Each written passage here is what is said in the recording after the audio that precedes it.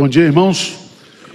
Vamos abrir a palavra de Deus em Filipenses, capítulo 2, versos de 12 a 18. Filipenses, capítulo 2, versos de 12 a 18. O desenvolvimento da salvação. Assim, pois, amados meus, como sempre obedecestes não só na minha presença, porém muito mais agora na minha ausência, desenvolvei a vossa salvação com temor e tremor, porque Deus é quem efetua em vós tanto o querer como o realizar, segundo a sua boa vontade.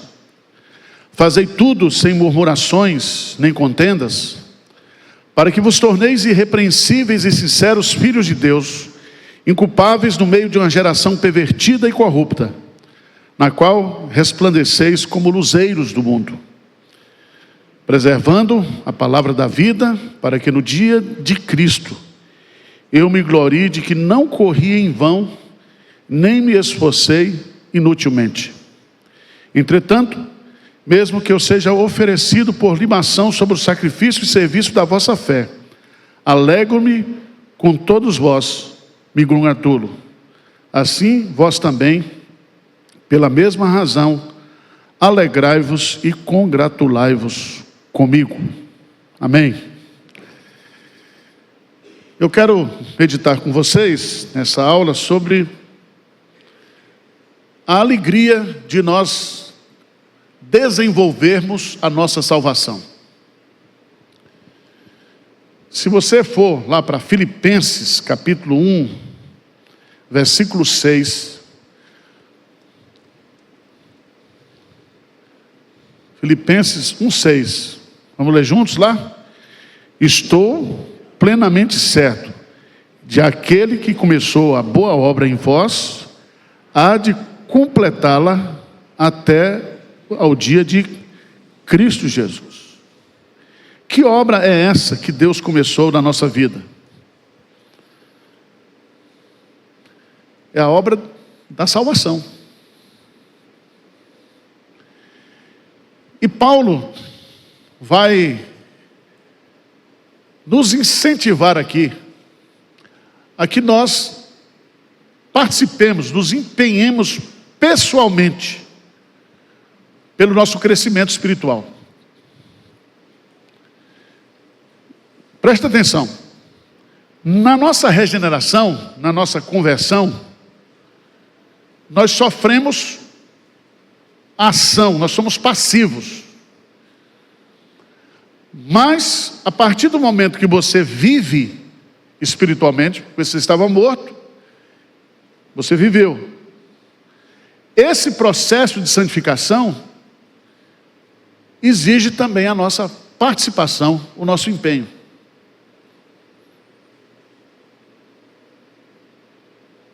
Estão entendendo ou não?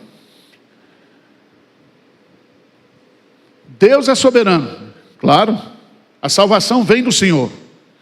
Efésios 2, 1 diz: Ele vos deu vida, estando vós mortos nos vossos delitos e pecados. Mas Paulo vai dizer aqui para nós, depois de colocar o exemplo de Cristo, né? A humilhação de Cristo, a exaltação de Cristo, ele vai dizer: assim, pois, amados meus,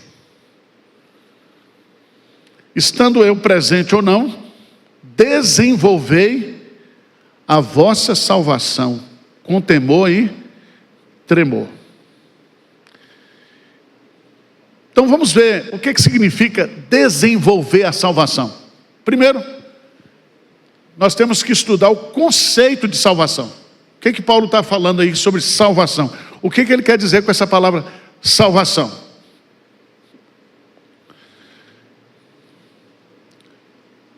Abra sua Bíblia, por favor, lá em Lucas 19, versos 9 e 10. Lucas 19, versos 9 e 10. O que diz? Então Jesus lhes disse: hoje houve o quê? Salvação nesta casa, pois também este é o filho de Abraão, porque o Filho do Homem veio buscar e salvar o perdido. O que aconteceu naquela casa? A palavra salvação ali tem o sentido de conversão, de novo nascimento. É a conversão de um homem chamado Zaqueu. Mas a conversão, ela produz uma mudança de vida. Eu e você, nós podemos dizer assim que nascemos de novo no dia que Cristo nos salvou. Mas a palavra salvação, ela é bem mais ampla. Ela começa com o novo nascimento e termina com a nossa glorificação.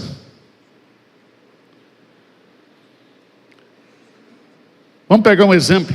Romanos 8, 29 e 30. Romanos 8, 29 e 30.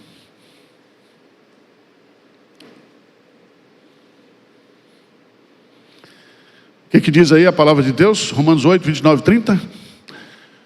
Porquanto aos que de antemão conheceu, também os predestinou, para serem conformes à imagem de seu Filho, a fim de que ele seja o primogênito entre muitos irmãos. E aos que predestinou, a estes também o quê? Chamou. E aos que chamou, a estes também justificou. E aos que justificou, a estes também o quê? Glorificou. Então você vê aí que começa com o chamado e termina com a glorificação. Então eu e você, que somos novos convertidos, né? Ou pessoas convertidas que nascemos de novo, nós estamos num processo de santificação. Tudo bem? Então você é uma metamorfose o quê? Ambulante. Vamos lá, 1 João, capítulo 3. 1 João, capítulo 3. Versos 1 e 2.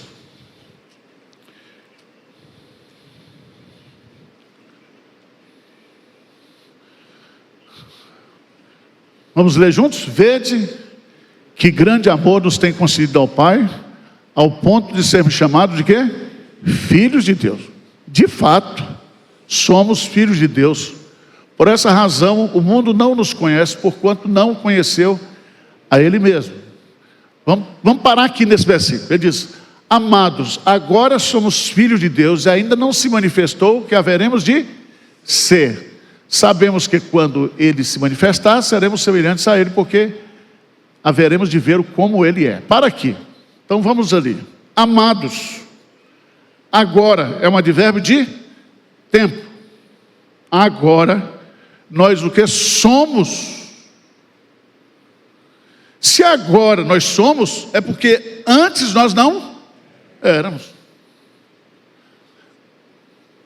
Então, antes nós não éramos, agora nós somos.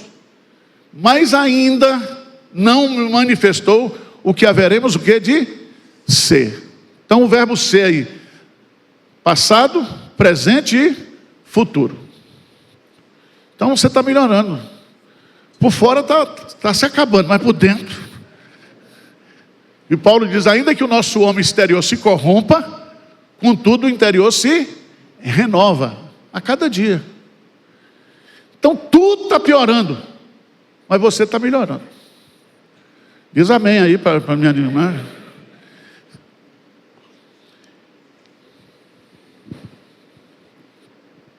Então é muito importante a gente compreender isso. A salvação compreende o chamado de Deus, o novo nascimento, a regeneração, a união com Cristo, a conversão com arrependimento e fé, a justificação, a adoção, a santificação e a glorificação. Os teólogos calvinistas chamam isso de a ordem da salvação. Ordem salutis, ordem da salvação. Mas vamos ver aqui, o que é que Paulo quer dizer com essa palavra desenvolvei? Desenvolvei a vossa salvação. O que é desenvolver a salvação? A palavra desenvolver no grego significa concluir, completar ou terminar. Significa que eu tenho que me esforçar, eu estou sendo incentivado a que eu cresça na fé. Certo? Deus gerou você. E todo filho que é gerado, se o pai descobrir que o menino não está crescendo, leva para o médico, não? E dá aqueles hormônios do crescimento. Vamos entender isso lá em 1 de Pedro, capítulo 2. 1 de Pedro, capítulo 2.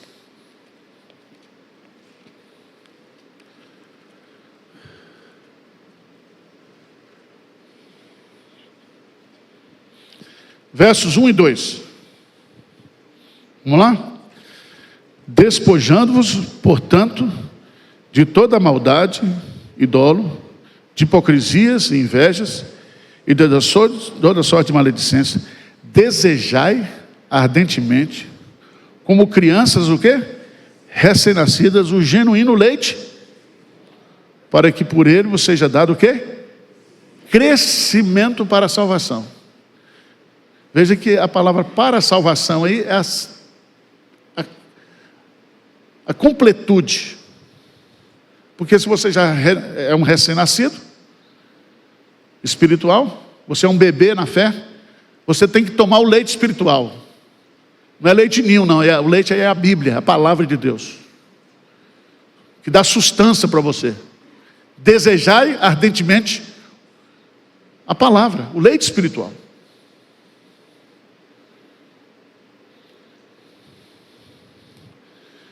Vamos lá para 1 Coríntios, por favor.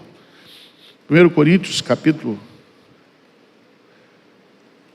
3.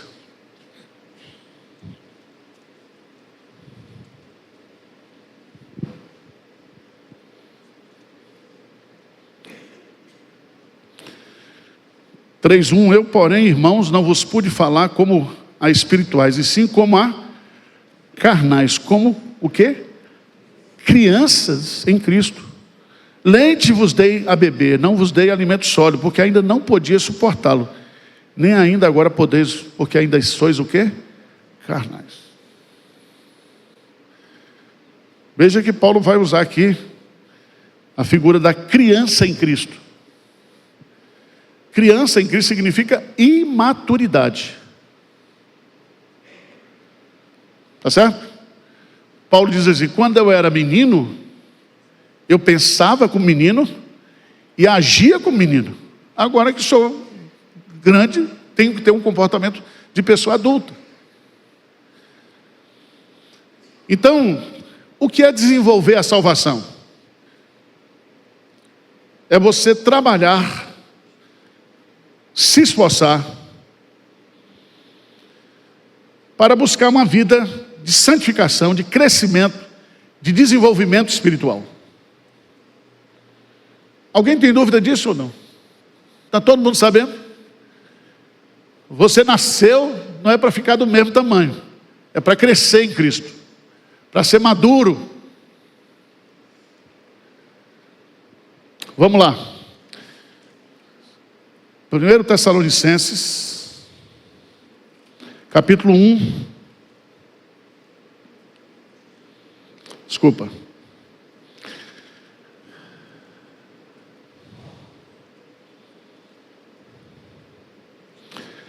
Capítulo 2.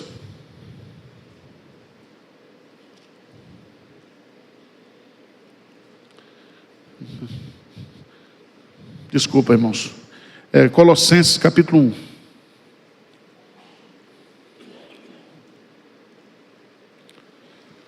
Versículo 27 em diante, até o versículo 29. Colossenses 1, 27 a 29. O que é que diz? Aos quais Deus quis dar a conhecer qual seja a riqueza da glória desse mistério entre os gentios, isto é, Cristo em vós, a esperança da glória, o qual nós anunciamos, advertindo a todo homem e ensinando a todo homem em toda a sabedoria, a fim de que apresentemos todo homem o quê? Perfeito em Cristo. Por isso é que também me afadigo, esforçando-me o mais possível, segundo a sua eficácia, que opera eficientemente o quê? Em mim. Quando Paulo disse que ele anuncia o Evangelho, a fim de apresentar todo homem perfeito, essa palavra perfeito aí, teleios no grego, significa maduro. Maduro. E ele diz, eu me afadigo, eu me esforço, porque eu quero que os meus filhos na fé cresçam, amadureçam. Vá lá para 2 Timóteo, capítulo 3.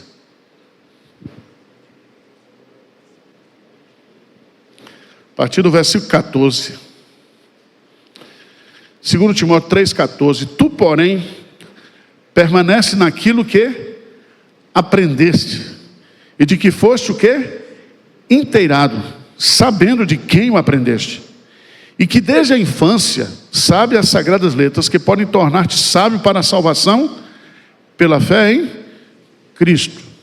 Toda a Escritura é inspirada por Deus e útil para o ensino, para a repreensão, para a correção, para a educação na justiça, a fim de que o homem de Deus seja perfeito e o quê?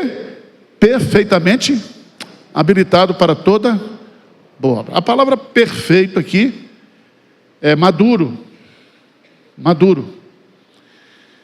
E aí você vai descobrir que não há aperfeiçoamento sem a palavra de Deus. Tá certo? Quando Pedro diz, crescei na graça e no conhecimento de Cristo Jesus. Crescer ali é você crescer no conhecimento da palavra e na obediência à palavra, na prática da palavra. E a palavra tem esse poder de nos aperfeiçoar. Tá certo? Por isso que não tem crescimento espiritual sem o conhecimento da palavra de Deus. A imaturidade espiritual está justamente, no desconhecimento e na prática daquilo que nós conhecemos. E tem gente que ainda quer revelação.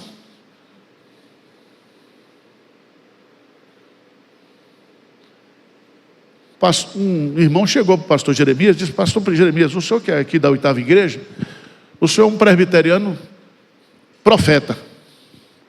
Eu queria que o senhor profetizasse na minha vida.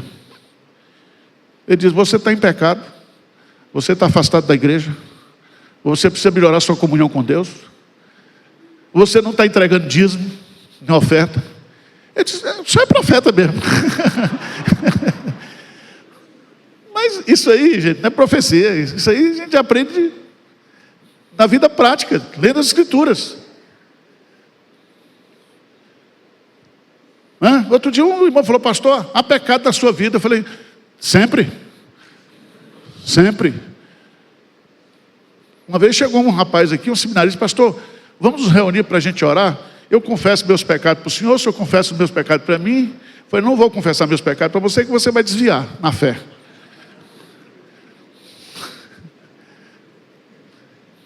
Então, porque tem crente que vive disso. Vive de profetada, fica procurando novidade. E a vida cristã é dura, é árdua. Toda a Escritura é inspirada por Deus E é útil para o quê? Ensino, repreensão, correção e educação. Ou seja, nós somos formados, aperfeiçoados pelo conhecimento e pela prática da palavra de Deus. Para que você quer mais profecia, se você não está cumprindo as que já estão reveladas? Por que você quer saber quem foi a mulher de Caim? Vai mudar a sua vida?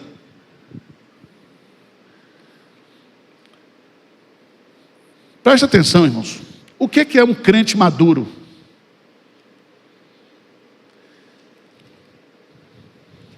O que é um crente maduro? O que você acha? É tempo de igreja? Tem gente que acha que ser crente maduro é porque eu estou em 30 anos que eu sou presbiteriano. Se é a confissão de fé, se é isso, se é aquilo. Já li tudo, os nossos símbolos de fé. O que significa maturidade espiritual? Vamos lá para Mateus, capítulo 7, versículo 24.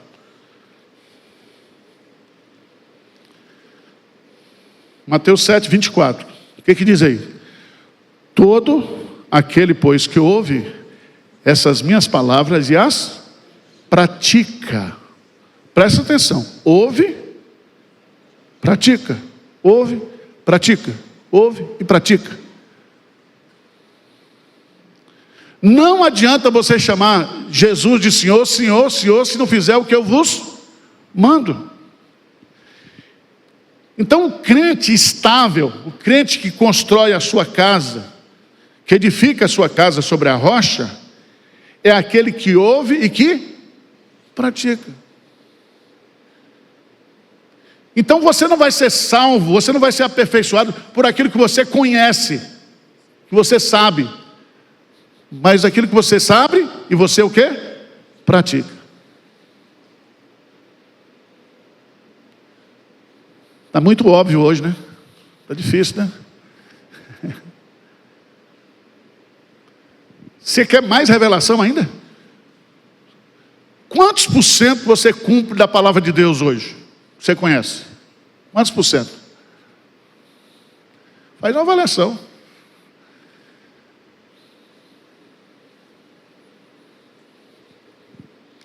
Mas eu estou aqui para animar você, não é para desanimar não, tá?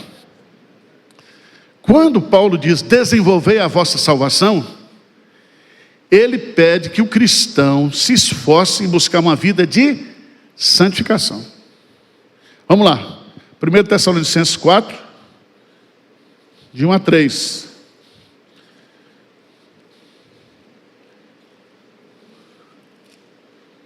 Primeiro Tessalonicenses 4, de 1 a 3. Finalmente, irmãos, vos rogamos e exortamos o Senhor, que como de nós recebeste, quanto à maneira de porque deveis viver e agradar a Deus, e efetivamente estáis fazendo, continueis progredindo o quê?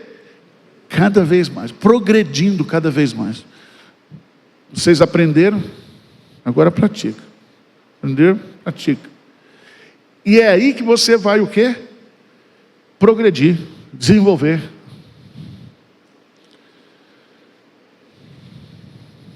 Tudo bem, irmãos?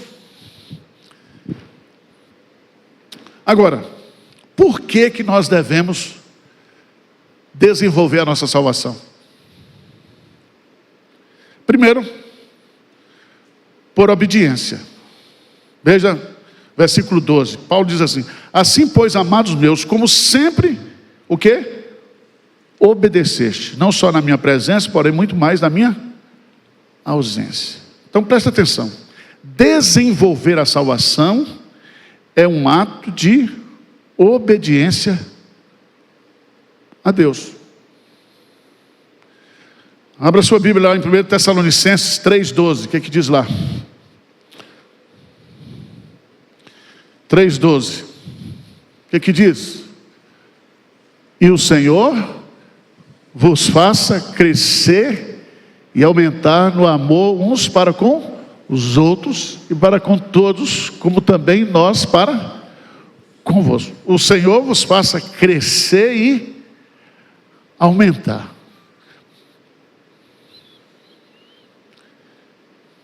O amor é o teste principal.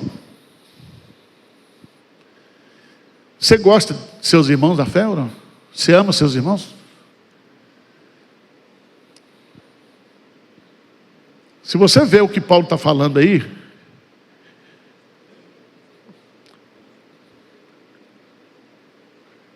ele vai falar que quando nós crescemos na fé, nós pensamos mais no outro do que em nós mesmos. Veja lá, em Filipenses capítulo 2, ele diz assim, no versículo 4, não tenha cada um em vista o que é propriamente seu, senão também cada qual que é dos outros. E qual é o exemplo maior disso? Jesus, que sendo Deus, esvaziou-se. Então, quanto mais vazio de nós mesmos, mais parecido a gente é com Cristo.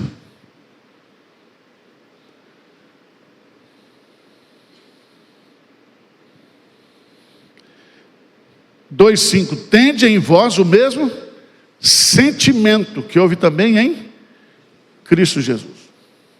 Ele se esvazia, ele renuncia, ele abre mão por nós. Ele é o maior exemplo de humildade. Ele é o maior exemplo de alguém que não pensou nele, mas pensou em nós. Tem crente que briga por causa de lugar aqui na igreja. Lá no templo, agora ninguém está brigando aqui não. Mas lá brigava. Botava a bolsa. Se chegasse e tivesse alguém sentado, ele ia na mão. Os diáconos tinham que apartar a briga. Se eu pudesse, eu botava todo mundo aqui na frente, no púlpito, participando do culto. Mas os diáconos não deixam também. Superlotação. Então, irmãos, a igreja é a única entidade do mundo que vive para os de fora. Você entendeu o que eu estou dizendo, né?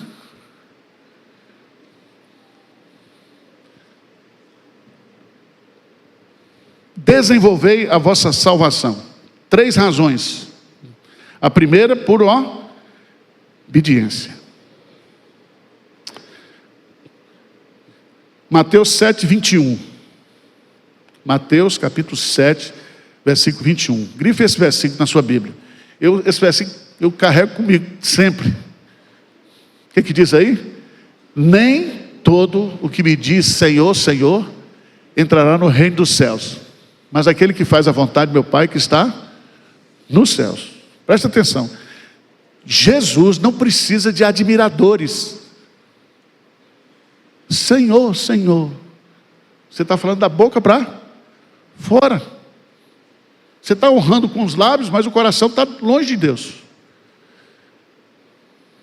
O verdadeiro crente, ele mostra a sua fé através da obediência.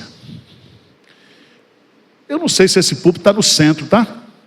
E às vezes eu vou para lá, vou para cá. Ainda bem que eu sou zarolho, dá para pegar todo mundo, a grua, né? Mas vamos para o versículo 13, 2,13, Filipenses 2,13. O que diz? Porque Deus é quem efetua em vós, tanto querer como realizar, segundo a sua... Presta atenção. Nós devemos desenvolver a nossa salvação por obediência a Deus, mas em segundo lugar, porque Deus nos dá o desejo de querer e o poder para realizar.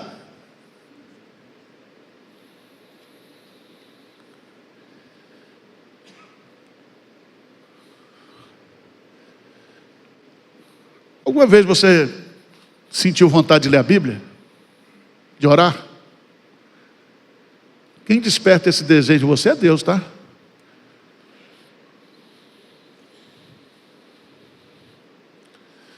O diabo não quer que você ore, O diabo não quer que você leia a Bíblia. Você, por você mesmo, não quer.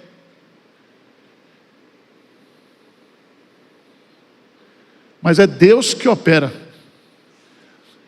E aí eu acho isso aqui muito interessante, porque Deus, na sua graça, Ele nos pede, diferentemente da lei. Na lei, Deus pedia, exigia, mas não dava o poder. Agora não. Deus, Ele produz em nós o querer e o realizar.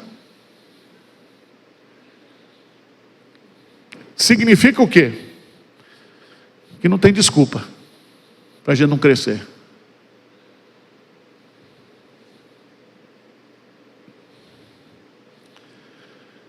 Abra sua Bíblia, por favor, em Ezequiel, capítulo 11, versos 19 e 20. Ezequiel,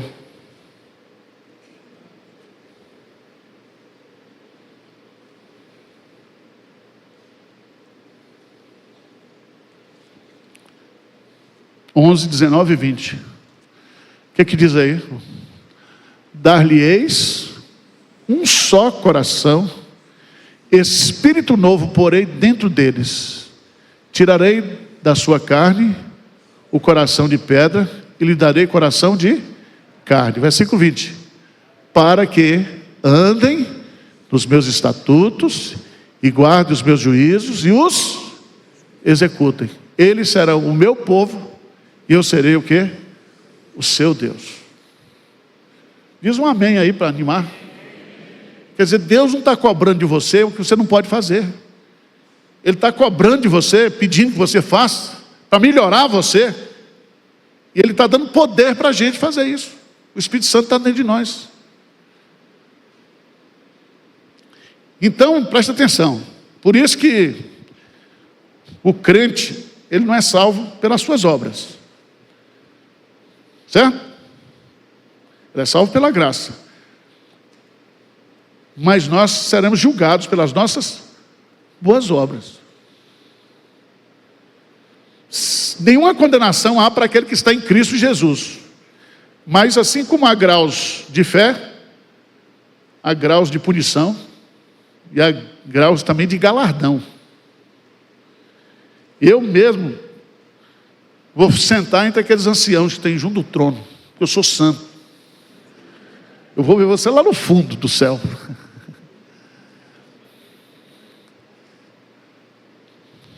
Por que Paulo diz? Veja lá, por favor. 2 Coríntios, capítulo 5, versículo 10.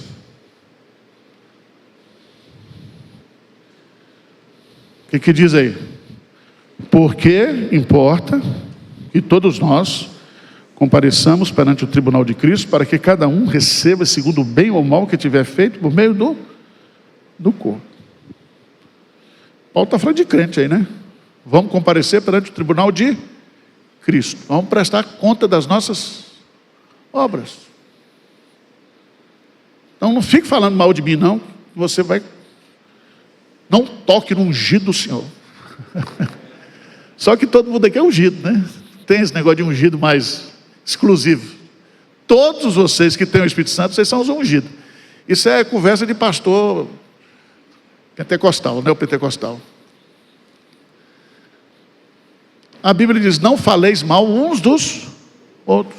Para todo mundo. Então não existe fuxico gospel. Existe fuxico do capeta. Fuxico gospel. Falar da vida dos outros na igreja. Tem site disso. Tem pastor que tem aí, faz aquele negócio só para ficar falando mal dos outros.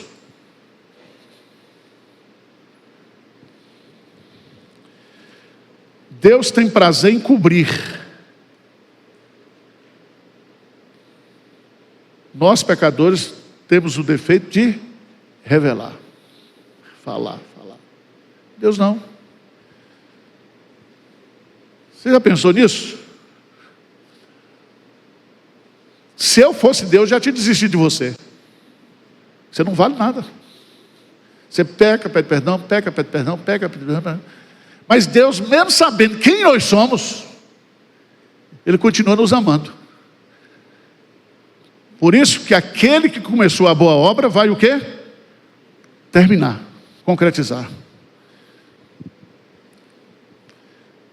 Veja, por favor, 2 Pedro, segunda carta de Pedro, capítulo 1.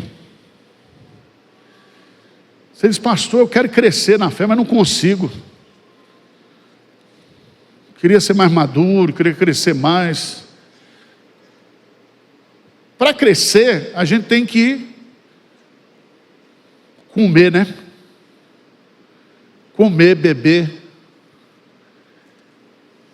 Exercitar. Né? Paulo diz para Timóteo, exercita-te pessoalmente na piedade.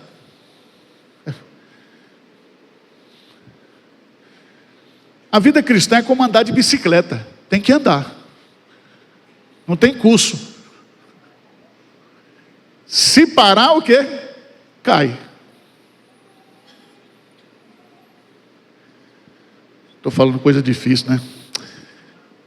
Primeira epístola de Pedro, a partir do versículo 3, diz assim: bendito o Deus e Pai de nosso Senhor Jesus Cristo, que segundo a sua muita misericórdia, não é pouca não, tá, gente? É muita misericórdia, nos regenerou para uma herança o quê? Incorruptível. Estou lendo a primeira, é a segunda, desculpa. Mas já ia pregar, né? Versículo 3. Segunda epístola de Pedro 1:3. Diz o quê? Visto como pelo seu divino poder nos têm sido doadas todas as coisas que conduzem à vida e à piedade, pelo conhecimento completo daquele que nos chamou para a sua glória e virtude, pelas quais nos têm sido doadas as suas preciosas e muito grandes, o quê? Promessas, para que vos tornei coparticipantes da natureza divina, livrando-vos da corrupção das paixões que há no mundo. Versículo 5, vamos ler? Por isso mesmo, vós, reunindo toda a vossa, o quê? Diligência, associai com a vossa fé a virtude, com a virtude o conhecimento, e aí vai. Mas eu queria destacar aqui, que todos os recursos que nós temos, para crescermos espiritualmente, para sermos transformados espiritualmente, nos é concedido por Deus. Ele opera em nós o querer e o realizar. Então não tem desculpa para você ser um anão espiritual, uma criança, um bebê espiritualmente falando. Terceira lição: por que desenvolver a nossa salvação? Por obediência, porque Deus nos dá os recursos para realizar esse desenvolvimento. Terceiro, 2:13. Não sei se isso vai empolgar você, mas Filipenses 2:13, porque Deus é quem efetua em vós tanto querer como realizar, segundo a sua boa, o quê? Vontade. Ou seja, a vontade de Deus para mim, ela é boa para você. Ou seja, Deus quer que nós cresçamos, gente, pelo amor de Deus.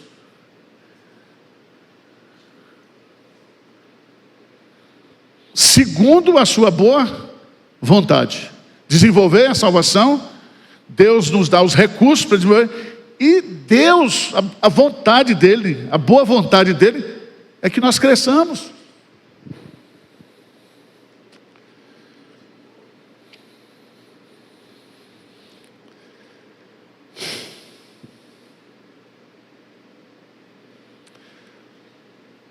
Filipenses 3, 12 e 14. Vamos ler? Não que eu tenha já recebido, ou tenha já obtido a perfeição, mas prossigo para conquistar aquilo para que também fui conquistado. Irmãos, quanto a mim não julgo havê-lo alcançado, mas uma coisa faço, esquecendo das coisas que para trás ficam, e avançando para as que diante de mim estão, prossigo para o alvo, para o prêmio da soberana vocação de Deus em Cristo Jesus. Gente, a gente se preocupa muito com a nossa performance física, intelectual, mas a gente não se preocupa muito com o nosso crescimento espiritual. Veja lá em Romanos 8, por favor. Romanos 8, versículo 29. O projeto de Deus para nós, esse prêmio da soberana vocação, é que nós sejamos semelhantes a Jesus.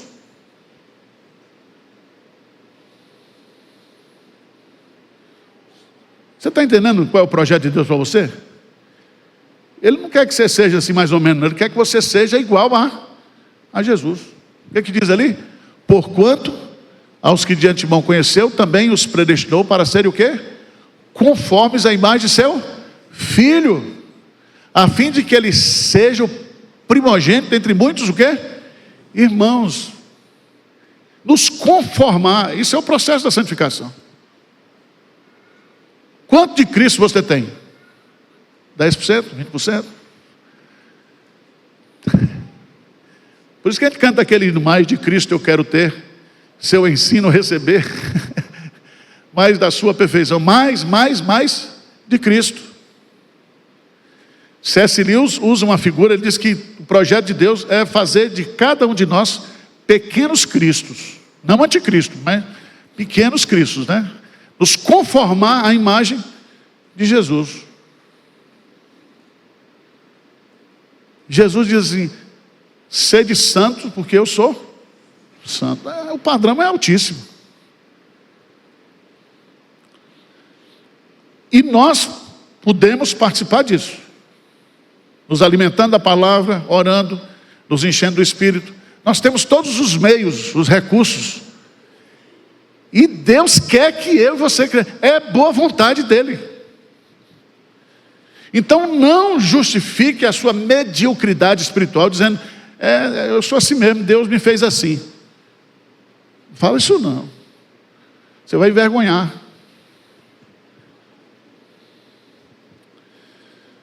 Tem um versículo lá, em Hebreus, capítulo 11.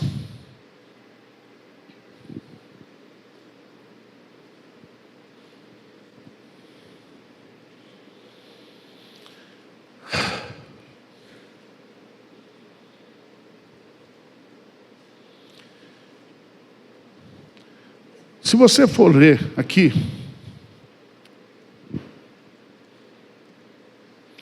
você vai descobrir que todos que viveram pela fé, em Hebreus 11, eram pessoas o quê? Defeituosas.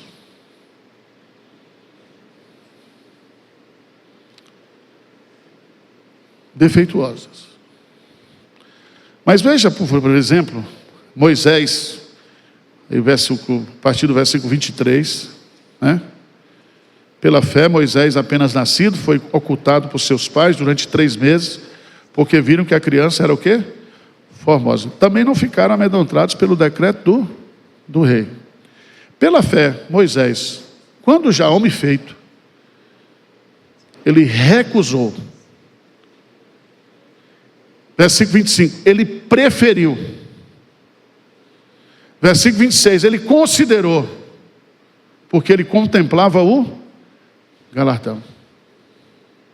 Então, toda a fé nos leva a decisões na nossa vida.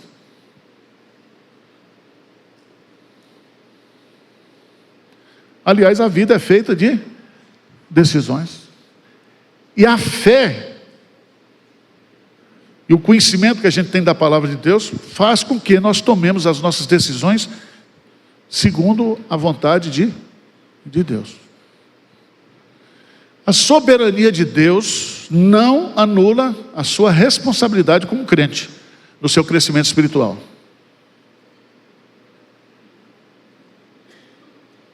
Tem gente que culpa a igreja, né? Olha, eu estou nessa igreja aqui, mas eu não me sinto estimulado.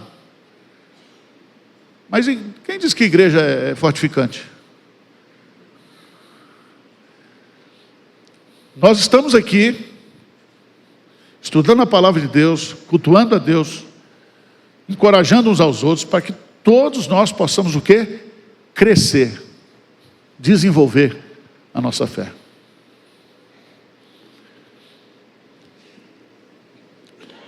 Quais são? Então já falei o que é salvação, eu falei por que nós devemos desenvolver a nossa salvação. Por obediência, porque Deus nos dá os recursos, porque Deus quer que nós cresçamos. Quais são as evidências de que eu estou desenvolvendo, crescendo na salvação? Versículo 11.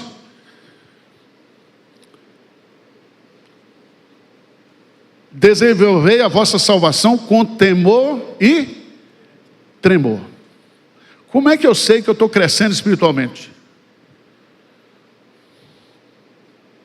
É quando no meu coração existe o quê? O temor e o tremor. O que isso significa? Reverência a Deus.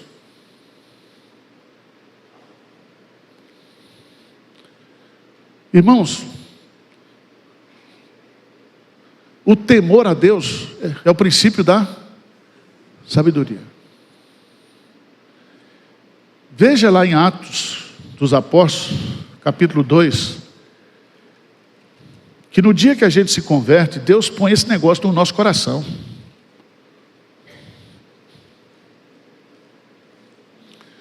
Atos 2:43. Os primeiros convertidos. O que diz aí? Em cada alma havia o quê? Temor. E muitos prodígios e sinais eram feitos por intermédio dos apóstolos. O que é? Quando você se converte, Deus coloca no seu coração um respeito, uma reverência por Deus e pelas coisas de Deus. Qual é a prova da pecaminosidade humana? É porque o homem perdeu o temor a Deus.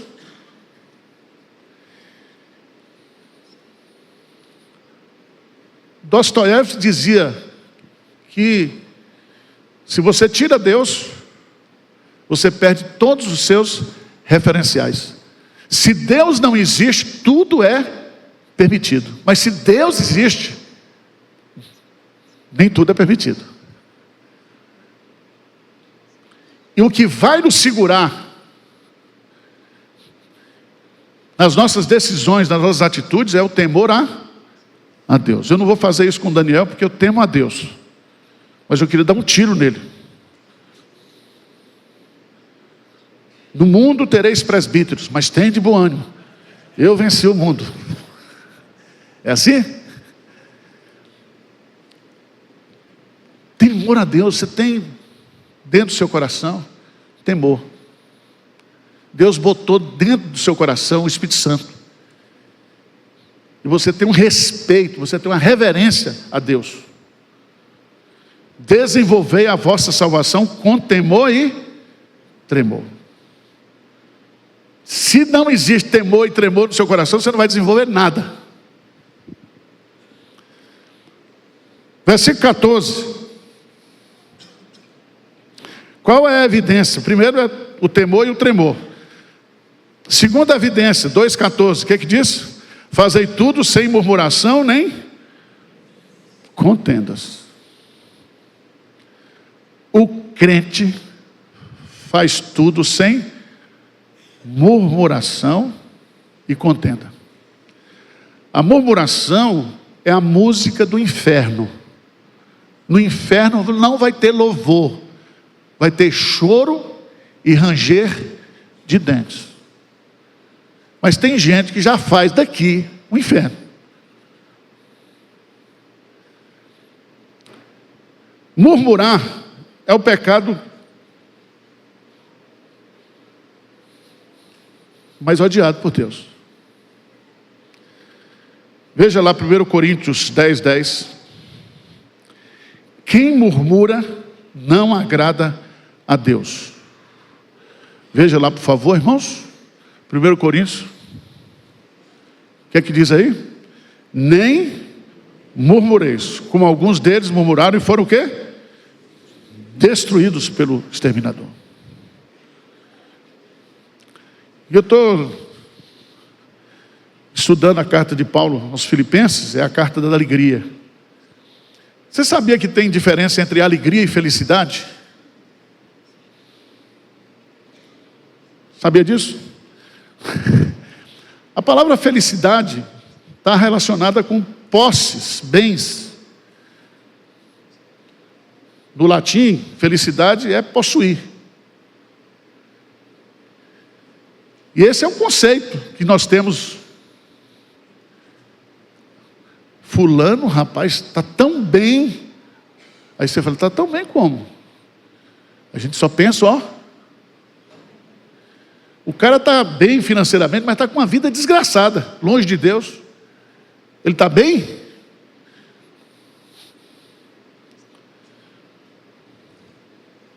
Por isso,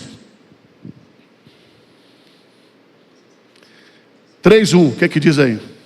Filipenses 3:1. Quanto ao mais, irmãos meus, o quê? Alegrai-vos do... Presta atenção, gente. Arival, eu acho que a maior marca de um cristão verdadeiro é a alegria, é o contentamento. Um crente triste, um crente murmurando, é uma coisa contrária a Deus. Porque na presença de Deus, a plenitude de alegria.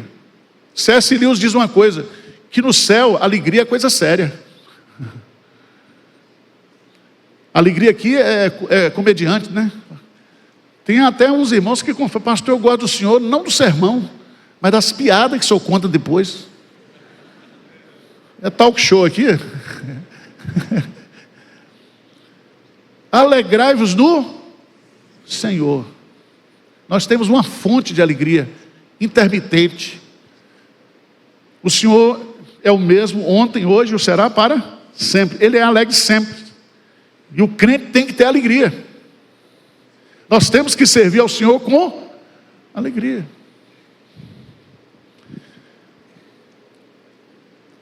Primeira evidência, reverência e respeito a Deus. Segunda evidência, fazer tudo sem murmurar e contender. Terceiro, 2:15. O que é que diz? Para que vos torneis o quê? Irrepreensíveis e sinceros filhos de Deus, inculpáveis no meio de uma geração o quê? Pervertida e corrupta, na qual resplandeceis como luzeiros o quê? No mundo. Então o crente, a palavra irrepreensíveis, sinceros e inculpáveis, destaca aqui uma vida de pureza e de quê? Testemunho. Santidade. E não é na igreja não, dentro da igreja. É no mundo. No meio de uma geração, o quê? Corrupta. Mas, vamos para o versículo 17, para a gente encerrar. O que é que diz aí? Entretanto, mesmo que seja eu oferecido por libação, sobre o sacrifício e serviço da vossa fé, alegro-me com todos vós e me congratulo. Assim também vós, pela mesma razão, alegrai-vos e congratulai-vos o quê? Comigo. Irmãos, o crente que está crescendo é aquele que se sacrifica pessoalmente pelo bem do outro, pelo bem da igreja, pelo bem dos perdidos. Paulo se alegrava pelo fato de sua vida ser oferecida e gasta como um sacrifício em favor dos outros. E ele fazia isso com alegria. Veja lá, por favor, Filipenses 1.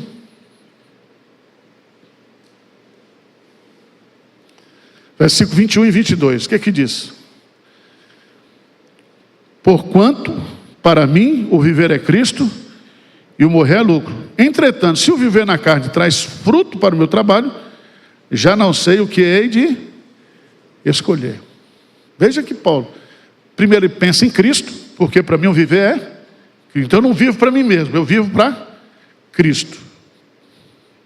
Segundo, para mim, morrer é o melhor.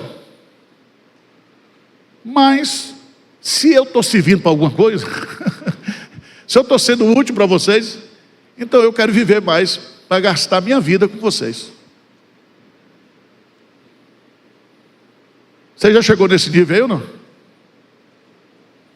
Hein? Pois é, mas é o nível que Deus quer, tá? Quero lhe desanimar não, mas... Vamos ficar de pé?